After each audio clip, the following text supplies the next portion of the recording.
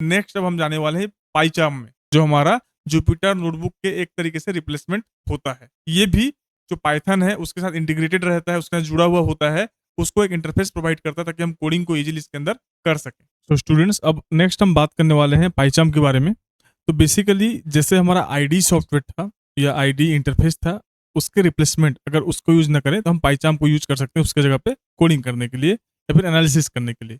So PyCharm is a professional Python IDE development by JetBrains, यानी Python जो हमारा एक professional Python IDE development program है, जिसको किसने बनाया था भाई? जेट ब्रेंस ने बनाया था, या जेट ब्रेंस के द्वारा इसको बनाया गया है। It is specially design for the Python programming. इसको पाइथन प्रोग्रामिंग के लिए स्पेशली डिजाइन किया गया है। जैसे कि हम सभी को पता कि जो हमारा जो जुपिटर था वो बेसिकली क्या था, वो सिर्फ पाइथन में ही दूसरे प्रोग्रामिंग लैंग्वेज को भी सपोर्ट करता था, उस पर भी आप यूज कर सकते थे, लेकिन उसमें कुछ लिमिटेशंस था, बड़े बड़े प्रोजेक्ट को हम नहीं कर सकते थे। लेकिन इसमें ऐसा नहीं है, इसको हम सिर्फ और सिर्फ पाइथन प्रोग्रामिंग के लिए इस्तेमाल कर पाएंगे। इसके अगर फीचर्स की बात करें तो इस पर कुछ फीचर्स मेंशन किया गया है, जैसे कि हमारा इंटेलिजेंट कोड कंप्लीशन, यानी सजेस्ट कमांड ऑटोमेटिकली। यानी वहां पे जब आप कंप्लीशन करने वाले हो, कोई कोड को कंप्लीट करने वाले हो, तो अपने आप वो क्या है, हमको एक कमांड जो है सजेस्ट करेगा कि इस कमांड को लगाओ, ताकि जो आपका जो कोडिंग सीक्वेंस है या जो आप डेवलप कर रहे हो सॉफ्टवेयर, वो इजीली कंप्लीट हो जाए। नेक्स्ट अगर हम बात करें एडवांस फीचर डिबगिंग, मतलब इसके अंदर जो डिबगिंग है, यानी एक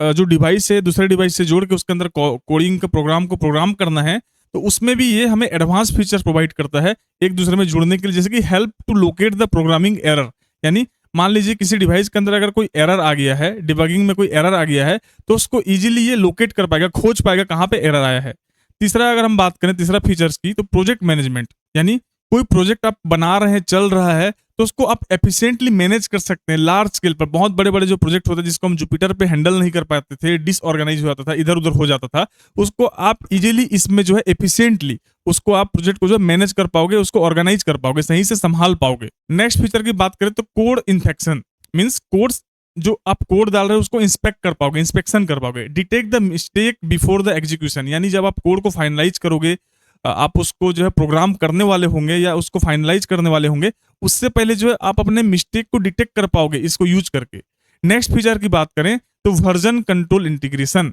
यानी जो वर्जन है, जो उसका इंटीग्रेशन है, उसको आप कंट्रोल कर सकते हो। कैसे कंट्रोल करोगे? It support git and other version control system, यानी इसके अंदर बहुत सारे वेबसाइट के साथ कोलैबोरेशन होगा। उसमें आपको जो है वर्जन जो है, जैसे कि आपके सिस्टम के साथ कौन सा वर्जन है, कौन सा वर्जन अच्छा से चलने वाला है, उसके लिए भी आपको सपोर्ट मिल सकता है। जैसे कि गिट से मिलेगा और अदर वेबसाइट से भी आपको मिल सकता है, या अदर सोर्सेज से भी आपको उसका सपोर्ट जो है मिल सकता है। अब नेक्स्ट हम बात करने वाले हैं इंस्टॉलिंग पाइचार्म, यानी यहां तक तो हमने देख लिया कि इसके अंदर क्या क्या फीचर्स होने वाले, इसके फायदे क्या हैं, इसको कैसे यूज करेंगे। लेकिन अब इसको जैसे हमने पाइथन को इंस्टॉल किया था, हमने जुपिटर को इंस्टॉल किया था, वैसे ही हम इसको इंस्टॉल कैसे करने वाले उसको देखने वाले हैं। उसमें बताया गया डाउनलोड फ्रॉम पाइचार्म ऑफिशियल वेबसाइट, जो पाइचार्म का ऑफिशियल वेबसाइट है वहां से आप इसको डाउनलोड कर सकते हैं। नेक्स्ट हम इसका इंस्टॉलेशन प्रोसीजर देखने वाले, कैसे इसको अपने सिस्टम पे, अपने कंप्यूटर पे इंस्टॉल करना है। इसको इंस्टॉल करने के लिए बहुत सारे स्टेप्स को हमें फॉलो करना पड़ेगा, जिसमें 6 स्टेप बताए गए। जैसे कि फर्स्ट स्टेप में डाउनलोड द इंस्टॉलर, सबसे पहले उसका ऑफिशियल वेबसाइट में जाएंगे, फिर उसका इंस्टॉलर को डाउनलोड करेंगे। जब हम इंस्टॉलर को डाउनलोड करेंगे तो वहां पे हमें देखना पड़ेगा कि भाई हमारा ऑपरेटिंग सिस्टम क्या है। अगर विंडोज है तो विंडोज का ऑपरेटिंग सिस्टम के लिए अलग से इंस्टॉलर होगा, मैक के लिए अलग से इंस्टॉलर होगा,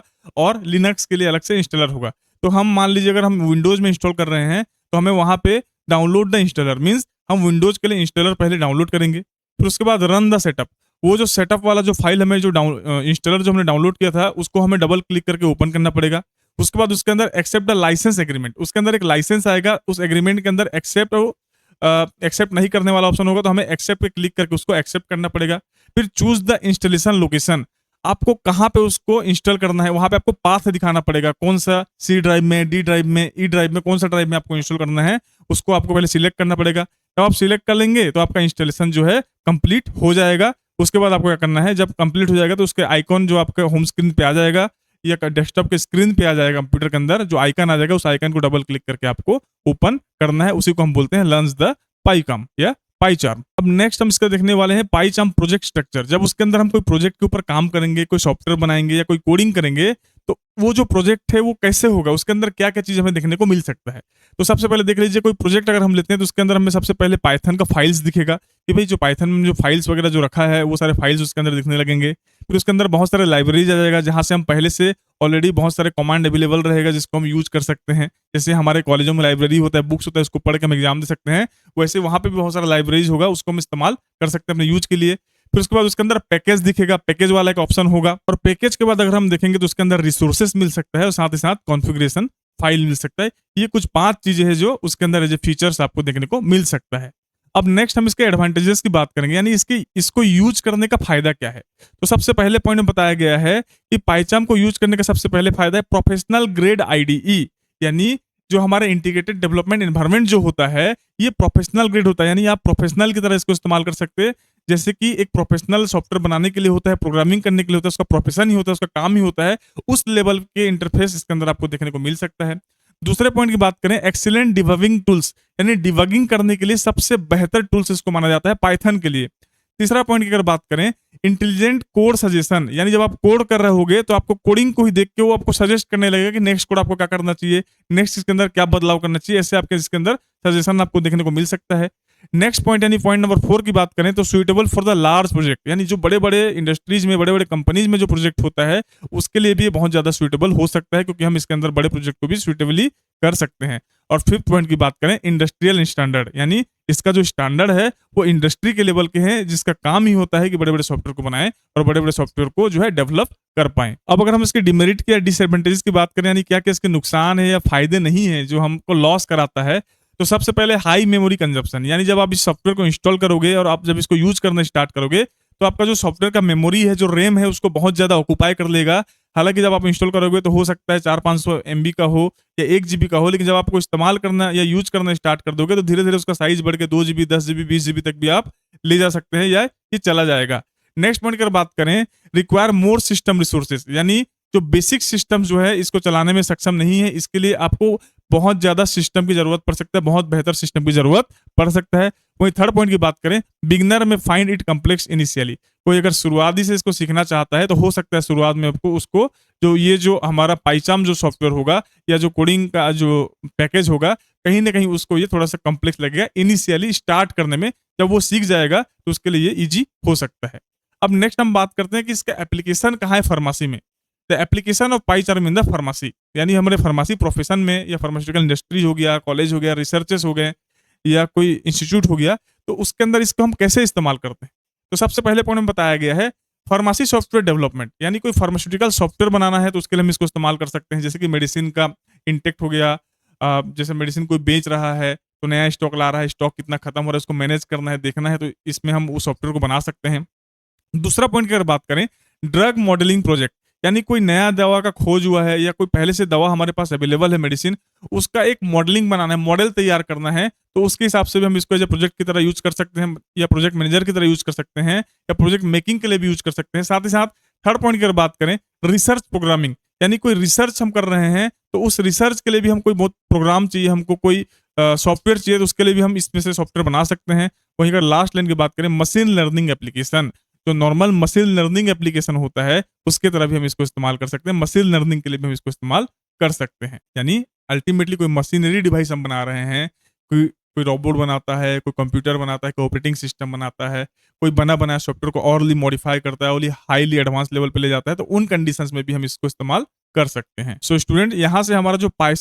पाइचार्म का जो कॉन्सेप्ट है वो हमारा कंप्लीट होता है। अब नेक्स्ट हम लास्ट वाले कॉन्सेप्ट देखने वाले हैं, that is your what is the visual studio code, जिसे हम VS कोड भी बोलते हैं। तो इसका आंसर है जो visual studio code is a light weight source code editor develop by the Microsoft, यानी जो हमारा VS कोड है या जो विजुअल स्टूडियो कोड है उसको हमारा माइक्रोसॉफ्ट ने डिजाइन किया है, जो बेसिकली बहुत लाइट वेट है, यानी इसका साइज बहुत बड़ा नहीं है, बहुत कुछ कम MB में मिलता है। ये हमारा सोर्स कोड एडिटर है, यानी ये हमारे कोई भी सिस्टम के सोर्स कोड होता है उसको एडिट कर सकता है, या कोई सॉफ्टवेयर अगर हम बना रहे हैं तो उसका जो सोर्स कोड है उसको ये एडिट कर सकता है, उसको ये डेवलप कर सकता है। It support Python and many other programming language through the extension, यानी इसको हम एक्सटेंशन की तरह भी इस्तेमाल कर सकते हैं, या इसके अंदर हम कोई एक्सटेंशन लगा सकते हैं, बाहर से कोई चीज लाके इसके अंदर ऐड कर सकते हैं। ऐड करने के बाद क्या हो जाएगा, ये पाइथन को जैसे हम ऐड कर सकते हैं, दूसरे कोई प्रोग्रामिंग सॉफ्टवेयर या लैंग्वेज उसको भी ऐड कर सकते हैं, और उसके साथ क्या होगा, उसको वही सपोर्ट करेगा, उसके साथ हम उसको रन करके उसके अंदर भी हम बहुत सारे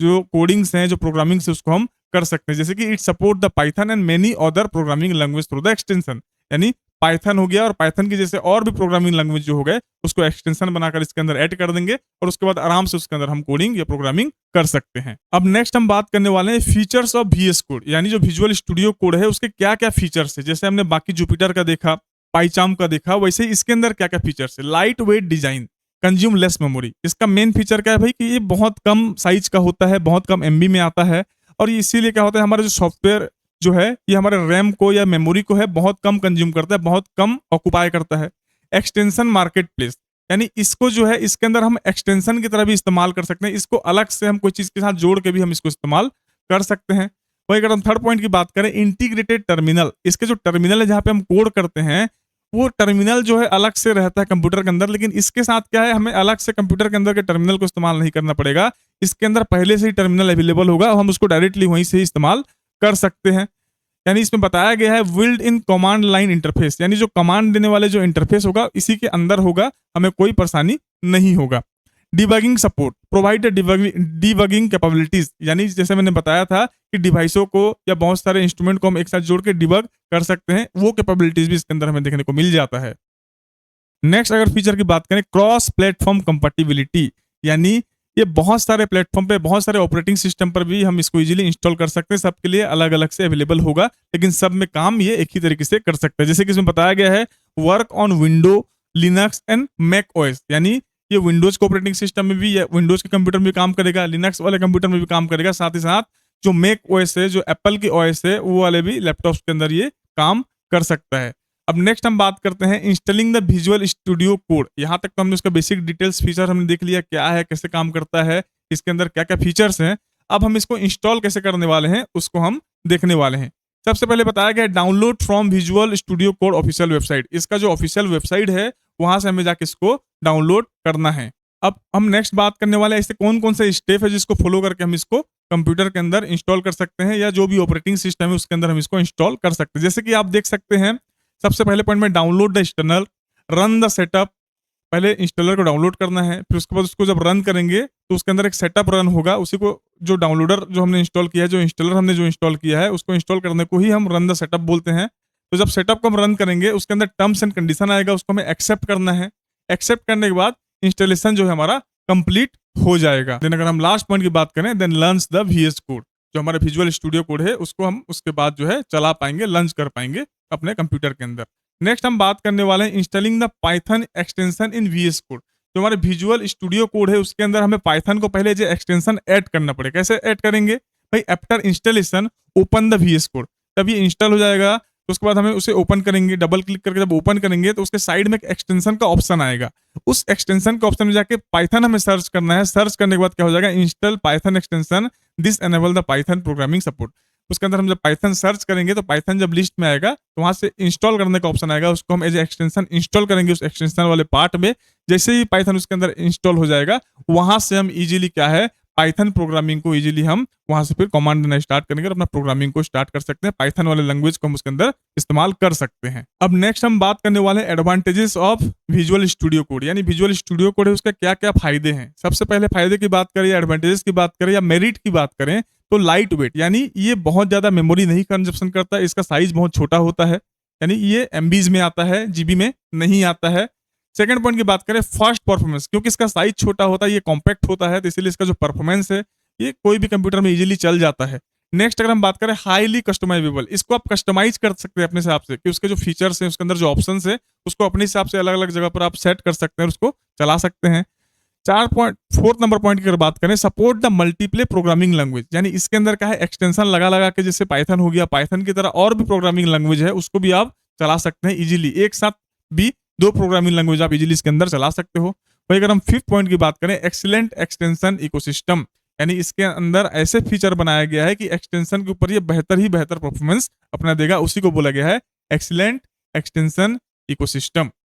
अब हम बात करते हैं इसका डिमेरिट यानी डिसएडवांटेजेस, इसके अंदर क्या क्या हमें नुकसान देखने को मिल सकता है, क्या क्या लॉस हमें देखने को मिल सकता है। सबसे पहले पॉइंट की बात करें, require the extension for the full functionality, यानी इसको अगर हमें पूरे तरीके से चलाना है, फुल फंक्शनलिटी के साथ इसको यूज करना है, तो उसके लिए हमें एक्सटेंशन इसके अंदर इस्तेमाल करना ही पड़ेगा। मान लीजिए इसके अंदर अगर हमें पाइथन चलाना है, तो हमें पाइथन का एक्सटेंशन जो है जब तक हम उसके अंदर इंस्टॉल नहीं करेंगे तब तक ये नहीं चलेगा। वैसे ही बाकी जो अदर सॉफ्टवेयर है या अदर प्रोग्रामिंग लैंग्वेज है, उसको भी एज ए एक्सटेंशन इंस्टॉल करेंगे तब जाकर हम इसको यूज कर सकते हैं। वही सेकंड पॉइंट की अगर बात करें, some advance feature need manual configuration, यानी कुछ एडवांस फीचर ऐसे होते हैं जो ऑटोमेटिकली उसके अंदर जो है अपना एक्टिविटी प्रोड्यूस नहीं करते हैं, उसको पहले हमें कॉन्फ़िगरेशन करना पड़ेगा, कॉन्फ़िगर करना पड़ेगा, अपने सिस्टम के हिसाब से पहले उसको सेटिंग अप करना पड़ेगा, सेटअप करना पड़ेगा, उसके बाद जाके उससे हमें रिस्पॉन्स मिल सकता है। लेकिन ये सिर्फ एडवांस फीचर की बात बताया जा रहा है। अब नेक्स्ट हम बात करने वाले हैं कंपैरिजन। यहाँ पे हमने जो 3 आईडीज देखा, जो इंटरफेस देखा जिसमें हम कोडिंग कर सकते हैं, जैसे कि जुपिटर नोटबुक हो गया, पाईचार्म हो गया एंड वीएस कोड हो गया, इसको अगर हम कंबाइनली अगर डिफरेंशिएट करें, इसके अंदर कंपैरिजन करें कौन किस चीज में बेहतर है, तो चलिए उस चीज को हम टेबल के हिसाब से देखते हैं। सबसे पहले हमने 4 रॉ बनाया, इसके अंदर 4 रॉ या 4 कलम के अंदर हम देख सकते हैं, जैसे कि इस 4 कलम में पहले हमें फीचर मिलेगा, फिर उसके बाद जो है फीचर के साथ साइड में देखिए तीनों सॉफ्टवेयर का नाम दिया गया है, उसके बाद उसका जो पैरामीटर्स है उसके हिसाब से उसका जो प्रॉपर्टीज है उसको हम देखने वाले हैं। सबसे पहले पैरामीटर की बात करें तो इजी लर्निंग, इजी लर्निंग जो है हमें जुपिटर में एक्सीलेंट देखने को मिलेगा, बहुत बेहतर, हम उसको इजीली लर्न कर सकते हैं। पाइचार्म में एक गुड बिहेवियर मिल सकता है, अच्छे से उसको भी लर्न कर सकते हैं, और वीएस कोड में भी हम जो है उसको अच्छे से लर्न कर सकते हैं, लेकिन सबसे बेहतर हमारा जुपिटर साबित होता है। रिसर्च वर्क के लिए बात करें तो जुपिटर जो है एक्सीलेंट है, पाइचार्म जो वेरी गुड है, और वीएस कोड भी वेरी गुड है, यानी तीनों में अप्रोक्सीमेटली हम एक तरीके से रिसर्च वाले जो वर्क है उसको हम कर सकते हैं। वही लार्ज प्रोजेक्ट की बात करें, यानी बहुत बड़े बड़े प्रोजेक्ट जो इंडस्ट्री लेवल पर होता है, तो वो जुपिटर में बहुत लिमिटेड है, बहुत कम ही हो पाएगा, सही से नहीं हो पाएगा। लेकिन पाइचार्म की बात करें और वीएस कोड की बात करें तो यहाँ पे हम एक्सीलेंट तरीके से जो है लार्ज प्रोजेक्ट को हैंडल कर सकते हैं। मेमोरी यूसेज की बात करें तो जुपिटर जो है बहुत कम मेमोरी खाता है, लेकिन जो पाइचार्म जो है बहुत ज्यादा मेमोरी खाता है, साथ ही साथ जो वीएस कोड ये भी बहुत लो मेमोरी खाता है। यहाँ पे लो बेहतर है, हाई खराब हो सकता है, क्योंकि जिसका मेमोरी यूजेस ज्यादा होगा उसके लिए हमें ज्यादा एडवांस हमें सिस्टम की रिक्वायरमेंट पड़ सकता है, ज्यादा मेमोरी की रिक्वायरमेंट पड़ सकता है जो इस चीज को हैंडल कर पाए। नेक्स्ट अगर हम डिबगिंग फीचर की बात करें तो जुपिटर नोटबुक में बेसिक डिबगिंग ही कर सकते हैं, लेकिन पाइचार्म में हम एडवांस कर सकते हैं, और वीएस कोड में भी हम एडवांस डिबगिंग कर सकते हैं। नेक्स्ट अगर हम डेटा विजुअलाइजेशन की बात करें, ग्राफ देखना है, पाई चार्ट देखना है, हम विजुअली अगर किसी चीज को एनालिसिस करना है, कोड करना है, तो जुपिटर नोटबुक जो है उसके लिए एक्सीलेंट होता है, यानी सबसे बेहतर होता है। पाइचार्म थोड़ा उससे कम होता है, लेकिन ये भी बेहतर होता है, और वीएस कोड भी कहीं ना कहीं बेहतर हमें देखने को मिलता है। इन तीनों के मुकाबले जो हमारे जुपिटर नोटबुक है वो सबसे बेहतर हमें देखने को मिल सकता है। अब नेक्स्ट अगर हम बात करें साइंटिफिक कंप्यूटिंग, जो हमारे साइंटिफिक कैलकुलेशंस होते हैं, मैनिपुलेशंस होता है, उन कंडीशन में जो हमारा जुपिटर नोटबुक है वो एक्सीलेंट है, सबसे बेहतर साबित होता है। उससे थोड़ा कम जो है हमारा पाइचार्म होता है,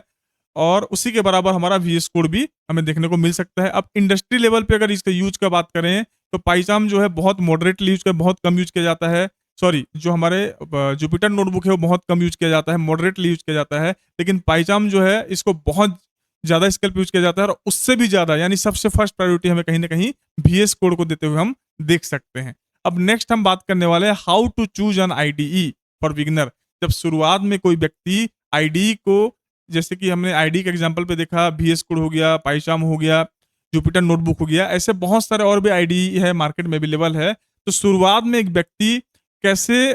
चूज करेगा, बिगिनिंग में कैसे चूज करेगा कि कौन सा आईडी हमें इस्तेमाल करना चाहिए? तो सबसे पहले बताया for beginner recommended Jupyter notebook, यानी शुरुआत अगर शुरुआती में अगर कोई सीखना चाहता है तो उसके लिए सबसे बेहतर रिकमेंडेड होता है जुपिटर नोटबुक वाला जो आईडी होता है, जो सॉफ्टवेयर होता है, वो सबसे बेस्ट होता है शुरुआत में सीखने के लिए। इसका रीजन है इजी इंटरफेस इंटरेक्टिव लर्निंग, यानी इसका मेन कारण ये है कि शुरुआत में इसको बिगिनर को क्यों चूज करना चाहिए, क्योंकि इसका जो इंटरफेस है, जो देखने वाले स्क्रीन है, वो ज्यादा इजी होता है, जल्दी समझ में आता है। और दूसरी बात अगर करें तो इंटरेक्टिव लर्निंग, यानी लर्निंग के लिए, पढ़ने के लिए सबसे ये बेहतर होता है। अब अगर हम बात करें फॉर रिसर्च प्रोजेक्ट, अगर रिसर्च प्रोजेक्ट के हिसाब से अगर हम देखें तो इसके लिए कौन रिकमेंडेड होता है? इसके लिए हमारा जुपिटर नोटबुक ही, और हमारा जो विजुअल स्टूडियो कोड है, ये दोनों सॉफ्टवेयर या ये दोनों आईडी सबसे ज्यादा इंपॉर्टेंट माना जाता है, सबसे ज्यादा इजियर माना जाता है। वहीं फॉर प्रोफेशनल डेवलपमेंट, यानी कोई प्रोफेशनल है जिसका काम ही है डेवलपमेंट करना, सॉफ्टवेयर बनाना, कोडिंग करना, तो उसके लिए सबसे अच्छा, सबसे बेहतर जो होता है वो हमारा पाइचार्म होता है। अगर हम जनरल प्रपोज प्रोग्रामिंग की बात करें, नॉर्मल प्रोग्रामिंग की अगर बात करें, जिसे सब लोग अगर नॉर्मल पर्सन भी यूज करना चाहे, प्रोफेशनल भी यूज करना चाहे, हर तरीके से अगर एक तरीके से अगर हम बेहतर चीज को खोजें तो सबसे बेहतर कहीं ना कहीं हमें विजुअल स्टूडियो कोड ही हमें देखने को मिल सकता है। नेक्स्ट हम बात करने वाले हैं इम्पोर्टेंस इन फार्मास्यूटिकल साइंस। इन सारे चीजों का, ये जो जितने भी इंटरफेस है, जो हमारे आईडीज हैं, जैसे कि जुपिटर हो गया, पाइचाम हो गया, विजुअल स्टूडियो कोड हो गया, जितने भी सॉफ्टवेयर है या जितने भी इंटरफेसेस हैं, जितने भी आईडीज हैं, इसका फार्मास्यूटिकल साइंस में क्या इंपोर्टेंस है उसको हम आगे देखने वाले हैं। The Python IDEs enable the pharmaceutical professional to, यानी जो पाइथन आईडीज होता है वो फार्मास्यूटिकल प्रोफेशनल जो होता है उसके लिए क्या करता है। सबसे पहले एनालाइज द टारगेट डाटाबेस, यानी मान लीजिए किसी व्यक्ति के पास कोई डाटाबेस है, बहुत लार्ज, बहुत बड़ा टारगेटेड डाटाबेस है, तो उस डाटाबेस को या उस डाटा सेट को क्या करेगा, वो इजीली एनालाइज कर पाएगा और उसके हिसाब से हम उसको डेवलप कर पाएंगे, प्रोग्राम कर पाएंगे। नेक्स्ट पॉइंट की बात करें, विजुअलाइज द रिसर्च फाइंडिंग, जो रिसर्च उसने किया उसका फाइंडिंग्स क्या है उसको हम विजुअलाइज कर पाएंगे, देख पाएंगे, इसके द्वारा उसको ऑप्टिमाइज कर पाएंगे, उसको अच्छा बेहतर बना पाएंगे। डेवलप द प्रिडिक्टिव मॉडल, जो प्रिडिक्टिव मॉडल होता है, जो हम प्रिडिक्ट कर रहे हैं कि ऐसा मॉडल बन जाना चाहिए, ऐसे चीज होना चाहिए रिसर्च के अंदर, उसको वो डेवलप करने में मदद करेगा। नेक्स्ट अगर हम बात करें, परफॉर्म द फार्माकोकाइनेटिक कैलकुलेशन, यानी दवा खाने के बाद हमारे बॉडी के अंदर कौन कौन से पार्ट में क्या क्या एक्टिविटी जा रहा है, कैसे रिस्पॉन्स आ रहा है, उसको अगर हम कैलकुलेट करें नंबर के साथ, तो वो कैलकुलेशन को भी इजीली परफॉर्म कर सकता है हमारे जितने भी आईडीज होते हैं। अगर हम फिफ्थ पॉइंट की बात करें, conduct the bio informatic studies, जो बायो इन्फॉर्मेटिक स्टडी होता है, यानी कोई जीव जंतु को लेकर हमारा कोई रिसर्च चल रहा है, इंफॉर्मेशन जो हम उससे गेन कर रहे हैं टेक्नोलॉजी को लगाकर, तो उसको करने के लिए, उस स्टडी को करने के लिए भी हम जो है आईडीज का इस्तेमाल कर सकते हैं। और लास्ट पॉइंट की बात करें, support the drug discovery process, कोई नया ड्रग का रिसर्च हो रहा है, डिस्कवरी हो रहा है, उन कंडीशन में क्या होता है, बहुत सारे कैलकुलेशंस लगते हैं, बहुत सारे रिसर्च लगते हैं, बहुत सारे मॉडल बनाना पड़ता है, बहुत सारे बना बनाया रिसर्च को हमें देख के ऑप्टिमाइज करना पड़ता है, उसी कंडीशन को हम ड्रग डिस्कवरी बोलते हैं। तो जो ड्रग डिस्कवरी वाली जो प्रोसेस है उसको भी ये सपोर्ट करता है, उसमें भी कहीं ना कहीं हम इसका हेल्प या इसका हेल्प जो हम ले सकते हैं। और लास्ट टाइम में बताया गया है, the proper installation of the Python and ID form the foundation of future programming activity in the pharmaceutical science, यानी हम जब तक पाइथन और आईडी का प्रॉपर इंस्टॉलेशन प्रोसेस नहीं समझेंगे तब तक हमें फ्यूचर में प्रोग्रामिंग एक्टिविटीज जो है फार्मास्यूटिकल साइंस में, वो हमें सही से करने में बड़ा डिफिकल्टी हो सकता है। इसीलिए सबसे पहले हमें पाइथन और आईडी को प्रॉपर इंस्टॉलेशन प्रोसेस को समझना बहुत ज्यादा जरूरी होता है, ताकि आगे जाकर हम बहुत सारे फ्यूचर प्रोग्रामिंग्स को फार्मास्यूटिकल साइंस के अंदर इंप्लीमेंट कर सकें, ला सकें। सो स्टूडेंट, अब हम इस लेक्चर के लास्ट पार्ट में आ चुके हैं। बाकी का जो पोर्शन है हम उसको सेकंड पार्ट में कवर करेंगे, और इसका लास्ट पोर्शन ये है, modern development and research update, यानी आज के युग में या आज के जो अभी समय टाइमलाइन चल रहा है उसके अंदर क्या क्या डेवलपमेंट्स हुआ है और रिसर्च के अंदर क्या क्या अपडेट्स आए हैं, इन सारे चीजों को लेकर, यानी जो आईडीज हमने पढ़ा, जो पाइथन हमने पढ़ा, इन सारे चीजों को लेकर क्या क्या डेवलप हुए हैं मॉडर्न टाइमलाइन को लेकर, और आज के डेट में क्या क्या रिसर्च के लिए अपडेट हुए हैं उनको देखने वाले हैं, जो कि बहुत इंपॉर्टेंट है, इसको भी जानना बहुत जरूरी है। जैसे कि रिसर्च डेवलपमेंट इंक्लूड, यानी आजकल के या जो रिसेंट डेवलपमेंट हुआ है वो क्या क्या हुआ है।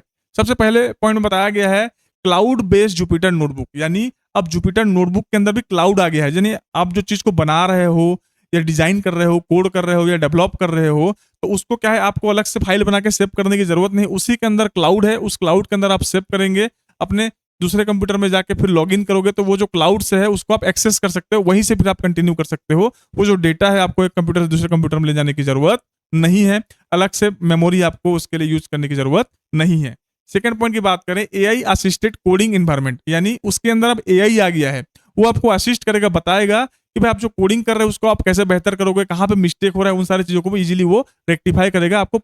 जो आपका मिस्टेक्स है उसको इजीली वो कैच कर लेगा और आपको सजेस्ट करेगा कि आप ये ना करें, उसके जगह में कुछ और कर सकते हैं, रिप्लेस कर सकते हैं। थर्ड पॉइंट की बात करें, integration of the machine learning tool, पहले के टाइम में मशीन लर्निंग के लिए चीजें अलग हुआ करता था, सब कुछ सेपरेटली करना पड़ता था, लेकिन आज के डेट में हम क्या कर सकते हैं, जो हमारे मॉडर्न डेवलपमेंट या रिसर्च अपडेट आया है उसके हिसाब से जो है मशीन लर्निंग का जो टूल है उसको भी डायरेक्टली इन सारी चीजों के अंदर ऐड कर दिया गया है, आप वहां से भी आप मशीन लर्निंग कर सकते हो। फोर्थ पॉइंट की अगर बात करें, support for the pharmaceutical data analysis, यानी इसके अंदर जो सिस्टम, इसके अंदर जो फीचर है वो फार्मास्यूटिकल डाटा को भी इजीली एनालिसिस कर सकता है, उसका जो रेस्पॉन्स है, उसका जो रिजल्ट है उसको आपको इजीली विजुअलाइज करा सकता है। वही चीज फिफ्थ पॉइंट में बताया गया है, एनहांस साइंटिफिक विजुअलाइजेशन कैपेबिलिटीज, यानी जो स्ट्रक्चर है, जो मॉडल्स है, आपको इजीली विजुअलाइज करके आप वहीं पे उसको देख सकते हो, उसका कैपेबिलिटीज उसके अंदर शो करता है। एंड 6 पॉइंट की अगर बात करें हम, collaborative coding platform for research team, यानी कोई रिसर्च टीम है तो आपको एक तरीके से एक ही आईडी से अलग अलग सिस्टम में लॉगिन करके आप कोलैबोरेटली उस चीज को परफॉर्म कर सकते हो, सब लोग मिल के एक साथ उस चीज को आप डेवलप कर सकते हो। आज के डेट में इतने सारे एडवांसमेंट्स हो चुके हैं, इतने सारे अपडेट आ चुके हैं। सो स्टूडेंट्स, आज के लेक्चर में इतना ही, मिलते हैं नेक्स्ट लेक्चर में, क्योंकि ऑलरेडी हमारा जो लेक्चर है काफी लंबा हो चुका है। आई थिंक अब तक का सबसे लॉन्गेस्ट लेक्चर होने वाला है आज का लेक्चर जो है, और इसमें जितने भी इंफॉर्मेशन आपको दिए गए, जितने भी कॉन्सेप्ट आपके बनाए गए हैं, कंप्लीटली वेरीफाइड है। इसमें कोई भी रॉन्ग डाटा नहीं है, सबके सब रिसर्च आर्टिकल और इंटरनेट के अवेलेबल डेटाज हो गए, जितने भी हमारे पाइथन के और आईडीज के बुक हो गए, सबको मर्ज करके कोलैबोरेटली स्टडी करके स्पेसिफिक पोर्शंस को निकाल के आपके लिए नोट बनाया गया है, ताकि चीजों को आप इजीली समझ सको। और इसीलिए आपको इसका जो है लैंग्वेज जो है, मेरा बताने का लैंग्वेज जो है बहुत ईजी करके बताया गया है, ताकि इसके फायदे जो है आपके अंदर दिख सके। जितने भी कॉन्सेप्ट आपको समझाया गया है, आप इजीली उसको प्रैक्टिकली भी अपने कंप्यूटर के अंदर कर सकते हो, और उसका रिजल्ट आपको देखने को कहीं ना कहीं उसके अंदर मिल सकता है। स्टूडेंट, आशा करता हूँ आज का वीडियो आप लोगों को अच्छा लगा हो, पसंद आया हो, और इसके नोट्स जो है इसके डिस्क्रिप्शन बॉक्स में इसका लिंक प्रोवाइड कर दिया जाएगा। और आप सभी लोगों से एक दरख्वास्त, एक रिक्वेस्ट है कि आप सभी लोग मेरे चैनल को जरूर सब्सक्राइब करें, और अगर वीडियो लाइक करते हैं या वीडियो को शेयर करते हैं तो ये हमारे लिए बहुत खुशी की बात होगा, क्योंकि हम इस फील्ड में नए हैं, अभी चीज़ों को सीख रहे हैं, लर्न कर रहे हैं, डेटा प्रिपेयर करते हैं, नोट्स बनाते हैं, काफ़ी समय लगता है, काफ़ी मेहनत लगता है। इसके बदले में सिर्फ हम आपसे एक ही रिक्वेस्ट करते हैं कि आप हमारे चैनल को सब्सक्राइब करें, और जितना हो सके हमारे जो लेक्चर्स हैं उसको अपने फ्रेंड्स तक, अपने ग्रुप्स में शेयर करें, ताकि हमें आप लोगों की सपोर्ट बहुत अच्छे तरीके से मिल पाए, और आगे आने वाले समय में हम चीज़ों को बहुत बेहतर तरीके से आप लोगों तक पहुंचा पाए। तो स्टूडेंट्स, मिलते हैं नेक्स्ट लेक्चर में, तब तक के लिए जय हिंद।